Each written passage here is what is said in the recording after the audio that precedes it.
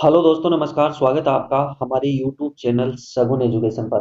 दोस्तों, आज हम इस वीडियो में बात करेंगे जो आपका रीट का एग्जाम लगने वाला है फरवरी माह के अंदर, यानी कि इसी महीने के अंदर। तो उसमें आपके साइकोलॉजी जो मतलब साइकोलॉजी के 30 क्वेश्चन आते हैं। तो उसमें दोस्तों ध्यान में रखना, आज हम बात करेंगे जो बाल विकास है उससे संबंधित जितने भी टॉप क्वेश्चन है, जिनकी एग्जाम में आए हुए क्वेश्चन है, उसके बारे में डिस्कस करेंगे। तो दोस्तों बिना किसी देरी के वीडियो को स्टार्ट करते हैं।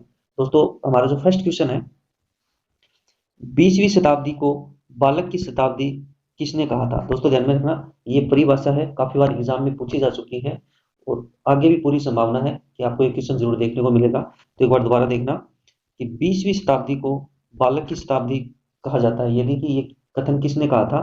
तो दोस्तों ध्यान में रखना, ये कथन कहा था हमारे करो एंड करो ने कहा था। दोस्तों ध्यान में रखना, ये परिभाषा एग्जाम की दृष्टि से मोस्ट है। दोस्तों, हमारा जो अगला क्वेश्चन है, अभिवर्ती शब्द का प्रयोग किया जाता है, यानी कि वर्ती शब्द या फिर अभिवर्ती शब्द। दोस्तों ध्यान में रखना, वर्ती या फिर अभिवर्ती शब्द एक ही बात है। अभिवर्ती शब्द का प्रयोग किया जाता है, तो दोस्तों ध्यान में रखना, इसका प्रयोग किया जाता है बालक के शारीरिक विकास के लिए, यानी कि अभिवर्ती शब्द का प्रयोग सिर्फ बालक के शारीरिक विकास के लिए किया जाता है। दोस्तों, हमारे जो 3 नंबर का जो क्वेश्चन है वो देखना। दोस्तों, मानव विकास होता है, दोस्तों ध्यान में रखना, एग्जाम की दृष्टि से मोस्ट है, अच्छे से देख लेना।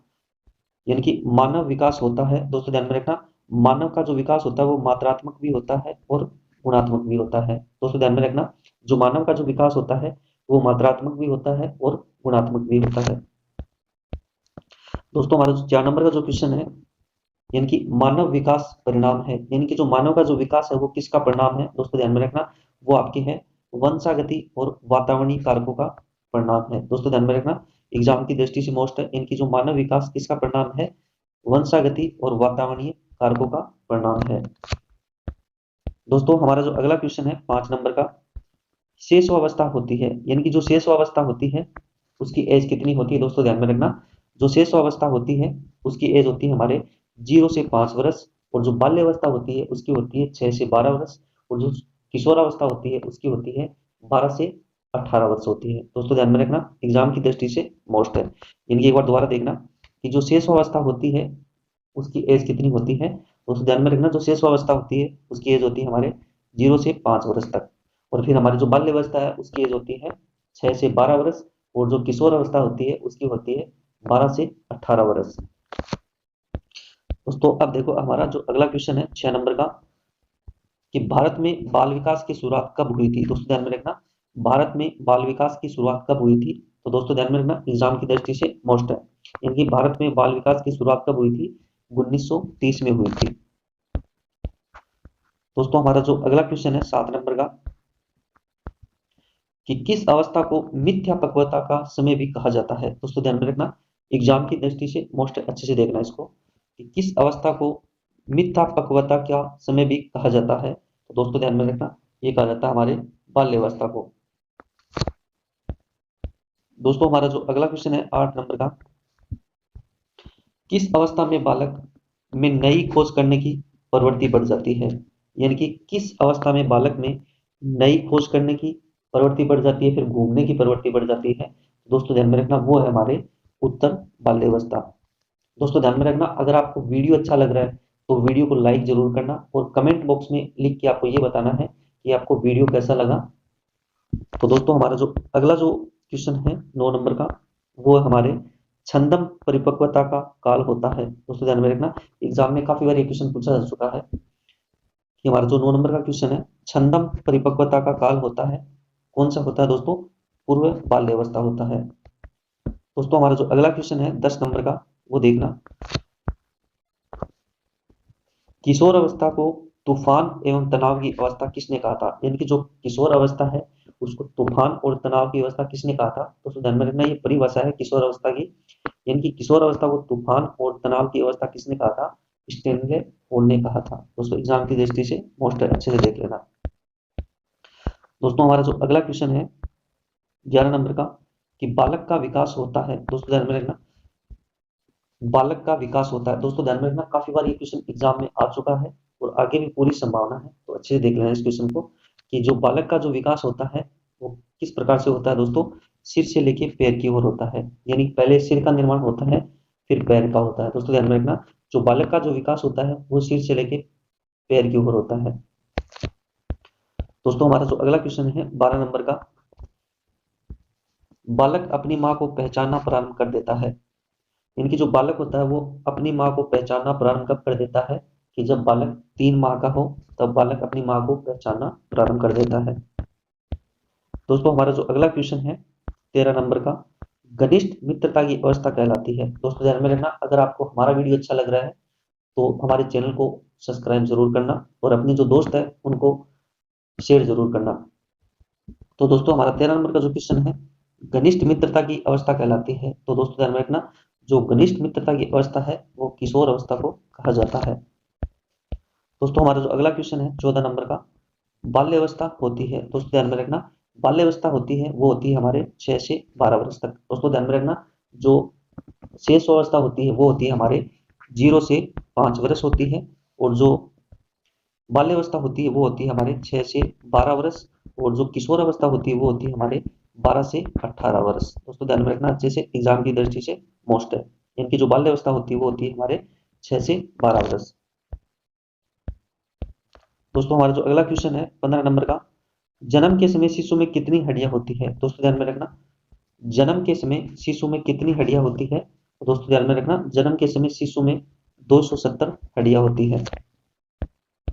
दोस्तों हमारा जो अगला क्वेश्चन है 16 नंबर का, इनकी किशोर स्वयं के लिए एक समस्या है, ये कथन किसने कहा था। दोस्तों ध्यान में रखना, ये कथन मोस्ट है। इनकी किशोर स्वयं के लिए एक समस्या है, कथन किसने दिया था। दोस्तों ध्यान में रखना, ये कथन दिया था किसने, हरलोक ने दिया था। दोस्तों हमारा जो अगला क्वेश्चन है 17 नंबर का, वीर पूजा की भावना जागृत होती है। यानी कि वीर पूजा की भावना जागृत होती है दोस्तों किसमें होती है, किशोर अवस्था में होती है। दोस्तों अगला क्वेश्चन है हमारे 18 नंबर का, उत्तर बाल्यावस्था होती है। दोस्तों ध्यान में रखना, एक तो जो हमारे बाल्यावस्था बताई थी हमने कि एक तो जो बाल्यावस्था होती है वो कौन सी होती है, 6 से 12 वर्ष, और एक होती है हमारे उत्तर बाल्यावस्था। इनकी जो उत्तर बाल्यावस्था होती है उसका टाइम होता है दोस्तों 6 से 11 वर्ष। दोस्तों हमारा अगला क्वेश्चन है 19 नंबर का, मनोसामाजिक विकास का सिद्धांत किसने दिया था। दोस्तों ध्यान में रखना, ये भी एग्जाम की दृष्टि से, इनकी जो रेट का एग्जाम है इसकी दृष्टि से मोस्ट है। इनकी मनोसामाजिक विकास का सिद्धांत किसने दिया है। दोस्तों ये दिया है आपके इरिक्सन ने दिया है। इनकी मनोसामाजिक विकास का सिद्धांत किसने दिया है, इरिक्सन ने दिया है। दोस्तों हमारा जो 20 नंबर का जो क्वेश्चन है, पारिस्थितिक तंत्र सिद्धांत किसने दिया है। दोस्तों ध्यान में रखना, ब्रोम-फ्रेन ब्रेनर ने दिया है। दोस्तों ध्यान में रखना, ब्रोम-फ्रेन ब्रेनर ने यह सिद्धांत दिया है। दोस्तों हमारा जो अगला क्वेश्चन है 21 नंबर का, यानी कि जो बालक का जो विकास होता है, दोस्तों ध्यान में रखना, जो बालक का जो विकास होता है वो सामान्य से विशिष्ट की ओर होता है। दोस्तों ध्यान में रखना, एग्जाम की दृष्टि से मोस्ट है। यानी कि जो बालक का जो विकास होता है वो सामान्य से विशिष्ट की ओर होता है। और दोस्तों ध्यान में रखना, हमारा जो अगला क्वेश्चन है 22 नंबर का, वो हमारे किस अवस्था में आत्मसम्मान की भावना का लक्षण प्रकट होता है। यानी कि किस अवस्था में आत्मसम्मान की भावना का लक्षण प्रकट होता है, तो वो कौन सी अवस्था है दोस्तों, वो हमारे है किशोर अवस्था। दोस्तों हमारा अगला क्वेश्चन है 23 नंबर का, खिलौने की आयु कहा जाता है। यानी कि खिलौने की आयु किस अवस्था को कहा जाता है, पूर्व बाल्य अवस्था को कहा जाता है। दोस्तों हमारा जो अगला क्वेश्चन है 24 नंबर का, सामान्य बालक प्राय किस आयु में बोलना सीख जाते हैं। यानी कि सामान्यतः बालक किस आयु में बोलना सीख जाते हैं। तो दोस्तों ध्यान में रखना, 11 माह का जो बालक होता है वो बोलना प्रारंभ कर देता है। यानी कि सबसे पहले बोलना प्रारंभ करता है। 11 वर्ष का जो बालक हो जाता है वो सामान्यतः बोलना सीख जाता है। दोस्तों हमारा जो अगला क्वेश्चन है 25 नंबर का, बच्चे सबसे पहले कौन सी भाषा सीखते हैं। दोस्तों ध्यान में रखना, बच्चे सबसे पहले कौन सी भाषा सीखते हैं। तो ध्यान में रखना, बच्चे सबसे पहले हमारे मातृभाषा सीखते हैं। दोस्तों हमारा जो अगला क्वेश्चन है 26 नंबर का, यानी कि संवेग की उत्पत्ति होती है। यानी कि संवेगों की उत्पत्ति किससे होती है। तो दोस्तों ध्यान में रखना, संवेगों की हमारी उत्पत्ति होती है वो मूल प्रवृत्तियों से होती है। जैसे मूल प्रवृत्तियां कौन कौन सी होती है दोस्तों ध्यान में रखना, जैसे क्रोध है, भय है, ये हमारी मूल प्रवृत्तियां हैं। यानी कि संवेगों की उत्पत्ति होती है हमारे मूल प्रवृत्तियों से। तो दोस्तों हमारा जो अगला क्वेश्चन है 27 नंबर का, निम्न में से किसका अर्थ आकार बढ़ने से है। दोस्तों ध्यान में रखना, हमारा 27 नंबर का जो क्वेश्चन है, निम्न में से किसका अर्थ आकार बढ़ने से है। तो दोस्तों ध्यान में रखना, आकार बढ़ने का अर्थ हमारे किससे है, अभिवृद्धि से, यानी कि वृद्धि से है। दोस्तों हमारा जो अगला क्वेश्चन है 28 नंबर का, विकास कैसा परिवर्तन है। दोस्तों ध्यान में रखना, विकास कैसा परिवर्तन है, हमारे गुणात्मक परिवर्तन है। दोस्तों हमारा जो अगला क्वेश्चन है 29 नंबर का, नैतिक विकास का सिद्धांत किसने दिया था। दोस्तों ध्यान में रखना, जो मनोसामाजिक विकास का सिद्धांत तो दिया था हमारे इरिक्सन ने, और जो नैतिक विकास का जो सिद्धांत है वो किसने दिया, हमारे कोहलबर्ग ने दिया है। दोस्तों ध्यान में रखना, जो नैतिक विकास का सिद्धांत है वो किसने दिया है, कोहलबर्ग ने दिया है। दोस्तों हमारा जो अगला क्वेश्चन है 30 नंबर का, भाषा विकास का सिद्धांत किसने दिया है, यानी कि भाषा पर सबसे ज्यादा बल किसने दिया है, यानी कि भाषा विकास का सिद्धांत किसने दिया है, चोम्स्की ने दिया है। दोस्तों ध्यान में रखना, ऐसी वीडियो पाने के लिए हमारे चैनल को सब्सक्राइब जरूर करना। दोस्तों अगर आपको हमारा वीडियो अच्छा लगे तो वीडियो को लाइक और चैनल को सब्सक्राइब करना ना भूलें, और बेल आइकन पर क्लिक करें ताकि आने वाली वीडियो का नोटिफिकेशन आपको सबसे पहले मिल सके। दोस्तों मिलते हैं अगली वीडियो में, धन्यवाद।